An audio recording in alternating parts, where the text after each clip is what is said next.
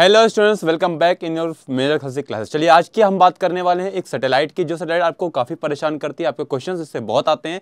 तो आइए जानते हैं 5 मिनट में जियो स्टेशनरी सैटेलाइट या फिर जियो सिंक्रोनस सैटेलाइट क्या होती है। तो आज हम लोग बात करने वाले हैं जियो स्टेशनरी सैटेलाइट की। ये जो आपकी जियो स्टेशनरी सैटेलाइट है, इसको दूसरा नाम है जियो सिंक्रोनस। जियो सिंक्रोनस का मतलब यह होता है कि ये एक ही पोजिशन पर स्थिर रहती है और अर्थ के साथ रिवोल्यूट करती है और रिवोल्यूशन करती है। तो चलिए समझते हैं भैया कि जो जियो स्टेशनरी सैटेलाइट होती है आपकी या फिर जियो सिंक्रोनस सैटेलाइट होती है कि ऐसी satellites are placed into orbit at a distance around 3600 kilometre from the earth surface. और ये जो जियो स्टेशनरी सैटेलाइट होती है ये बहुत ही ऊंचाई पर as compared to polar satellites, इसको हम नॉन पोलर की कैटेगरी में भी रखते हैं। आप इसको 36,000 किलोमीटर की ऊंचाई पर प्लेस्ड करते हो। और बात करें, they rotate in the same direction as the earth and time period of such satellite is same as the earth. ये अर्थ के ही डायरेक्शन में रोटेट करते हैं। जैसे जैसे आपकी अर्थ का रोटेशन होता है उसी डायरेक्शन में इस सैटेलाइट्स का भी रोटेशन होता है।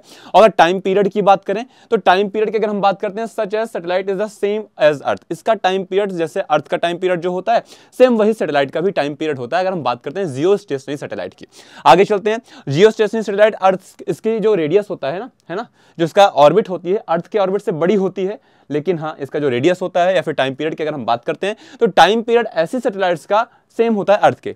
अब आपको एक बात बताएं नोट में, if we can see these types of satellites from earth they appear to be at the rest और एट द सेम स्पॉट।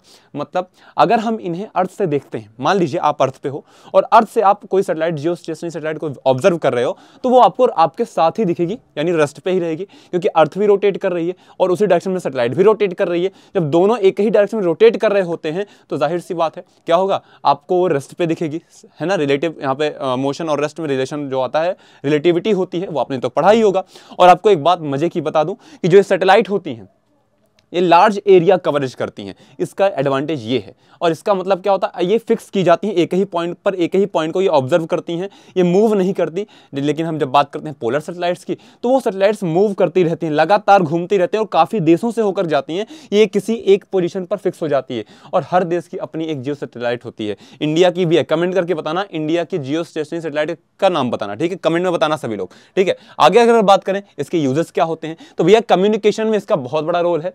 आप फोरकास्टिंग वगैरह करते हो, वेदर फोरकास्टिंग करते हो, या फिर आप यूज करते हो किसका, टेलीविजन में, तो जो आप टीवी सीरियल्स देखते हो इसी सैटेलाइट के द्वारा आप देख पाते हो, ठीक है। Communication satellite for weather based applications, broadcasting, remote sensing में भी इसका कार्य किया जाता है। वहीं बात करें इन डिफेंस, जो आपका फील्ड है, डिफेंस में इसका यूज कहां कहां पर होता है, तो डिफेंस में बता दें अलार्म सिस्टम के लिए यूज होता है। जब आप रॉकेट लॉन्च करते हो, डिटेक्शन ऑफ रॉकेट लॉन्चेस, जब रॉकेट लॉन्च होने वाला होता है तो वहां पे अलार्म सिस्टम के लिए भी इसी का यूज किया जाता है। और साथ ही साथ अगर एडवांटेजेस की बात करें या फिर डिसएडवांटेजेस की बात करें, इसके फायदे और नुकसान क्या हैं, तो भैया एडवांटेज क्या है, हाई कवरेज एरिया कवर करता है, ये काफी लार्ज एरिया कवर अप करता है। और डिसएडवांटेज की अगर हम बात करते हैं तो डिसएडवांटेज ये है कि भैया पोलर रीजन्स में इसका यूज आप नहीं कर सकते हो, क्योंकि मूवेबल नहीं होता है। पोलर रीजन में आप इसको यूज नहीं कर पाते, ये फिक्स एरिया कवर करता है, लेकिन लार्ज एरिया इसका एडवांटेज में आता है। तो ये है आपकी जियो स्टेशनरी सैटेलाइट, जो कि अर्थ के साथ सेम टाइम पीरियड के साथ ये रिवोल्यूट करती है। Thank you.